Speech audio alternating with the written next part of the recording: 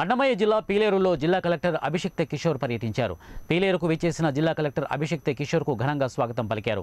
అనంతరం పీలేరు మండలంలోని పలు పోలింగ్ కేంద్రాలను జిల్లా కలెక్టర్ అభిషిక్త కిషోర్ పరిశీలించారు.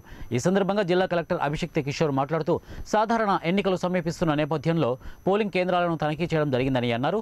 రాబోయే ఎన్నికల్లో సమస్యాత్మకమైన పోలింగ్ కేంద్రాలను గుర్తించడం జరుగుతోందని అన్నారు. ఎన్నికలు సజావుగా నిర్వహించేందుకు కృషి చేస్తామని చెప్పారు.